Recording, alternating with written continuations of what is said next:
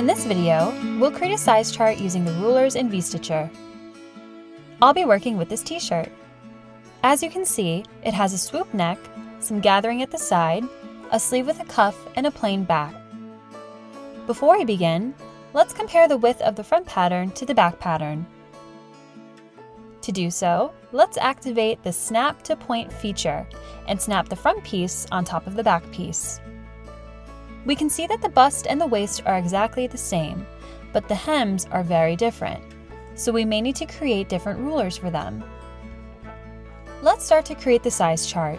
We'll do it by using the guidelines to create the different rulers for the measurements. First, we'll activate the guidelines. Our first ruler will be for the chest. To create a guideline, you just need to grab it. With the Snap to Point activated, the line can snap exactly to the armhole. In the context menu, we can see the guideline properties. I'll move the guideline 2 centimeters below the armhole. Using Shift, I'll also select the shape, and in the context menu, I'll use the feature Trace as Internal Line. Let's continue adding more guidelines for other rulers. For the waist, I'll select the shape with the guideline and trace. And the same for the hem. For the body length, I'll add a vertical guideline, then select and trace, and another one for the shoulder's width. Since the shoulder line is scooped and angled, I would also like to have the measurement of the shoulder width without the drop. For that, I'll add an extra line and snap it exactly to this notch. And again, we'll select and trace. In order to create the ruler for the armhole, we need to find the average amount of the front and the back shape's armholes. Let's snap the armhole of the front shape on top of the back shape. I'll then place a guideline on the highest point on the back armhole and zero out the value. Then I'll place a guideline on the front armhole. We can see in the guidance properties that the front armhole is placed 3.89 centimeters lower than the back. To get the average amount, I'll divide this value by 2. The ruler is now located at the average point of both front and back armholes. To create the armhole ruler, I'll use the pen tool and activate Snap to Guidelines. I'll snap from the armhole average ruler to the lower point of the armhole. The next ruler will be for the neckline and the neck width. To create a straight line, I'll use the pen tool with Shift. Let's create a line from the 2 sides of the neck and from the collar to the line I created. I'll do the same for the front. Let's move to the sleeve. I'll add a guideline and snap it to the notch in the center of the sleeve and trace it. For the bicep, I'll add a guideline and snap it to the point. In the properties, lower it by 2 centimeters and trace as internal line. For size charts, we usually use half of a circumference, and for the bicep, we have a full circumference. I'll glue it and divide the width by 2. Now we have the exact measurement of the bicep. By holding Shift, I can move it to the center and keep the right position. Now that we have the guidelines in place, let's move on and create the size chart. I'll select the rulers according to the order I want them to show in the size chart. Let's start with the body length. After selecting the line, in the context view, I'll save it as a ruler. In the Resources tab, we can see the ruler properties, the 2D and 3D values of this measurement. The 3D value is the measurement when it's dressed on. Let's change the name of the ruler to Body Length.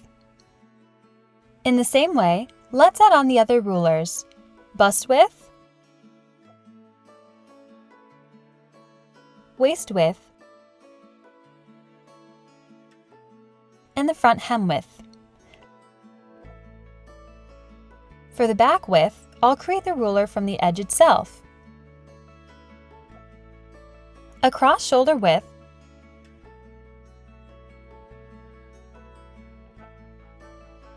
shoulder slope,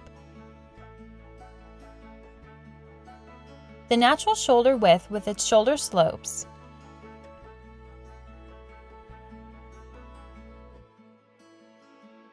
The next measurements will be the armhole drop, the neck width, back neck drop, front neck drop. For the sleeve, we want to create a ruler using the length of the sleeve and the cuff together. I'll select the internal line of the sleeve length and holding Shift, select the cuff length and save them both as sleeve length ruler. Now I'll add the bicep width. For the sleeve opening width, I can measure it before gathering or after gathering. I'll select the sleeve and cuff width for this ruler. Last one will be waist gathering. Our size chart is ready. Let's open up the 3D window. In the context menu under Line Properties, we can choose Show in 3D. This helps us review the rulers we created on the garment. For example, the bust width ruler looks a bit low for the garment. Let's move it up a bit. Now it's placed much nicer, and it can capture the widest part of the bust. Now that our rulers are ready, we want to make sure that these measurements won't change if we decide to share it with others. I'll start by grouping the rulers of each shape. I'll select all the lines on the front shape, hit right-click, Group. In the Resources tab under 2D, we can see the new group under the front shape. Let's change its name to Measurement Lines. To keep the lines as is, I'll lock it. You can do so either in the 2D window or the Resources tab. When the lines are locked, they can no longer be changed, moved, or deleted. If I want to be on the safe side, I can even hide them, so that we only see them in the Params section in the Resources tab. When we hover over them, we can see that the rulers are still here. I'll repeat this step for the other rulers. For the back pattern piece, I will select all the lines that I want to protect, group them, rename the group to Measurement Lines, and lock and hide them. Unhiding the lines can only be done through the Resources tab by clicking the eye icon. The last piece we will work on is the sleeve. I'll repeat the same steps. Group, rename, lock, and hide. Next up, I'll be creating a size chart to represent all the measurements we made earlier.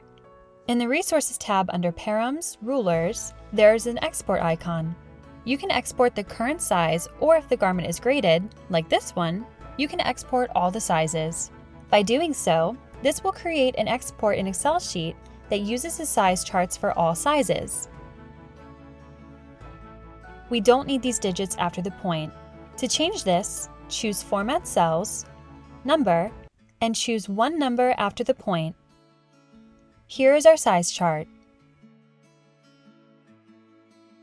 We can also include the size chart in our tech pack. To do that, simply go to File, Create Tech Pack, choose All Sizes and Create. Let's open up the Tech Pack Excel file. You'll notice a specific sheet just for the rulers and all the measurements that were exported as a size chart. If you would like to know more utilizing rulers and size charts, visit help.browseware.com.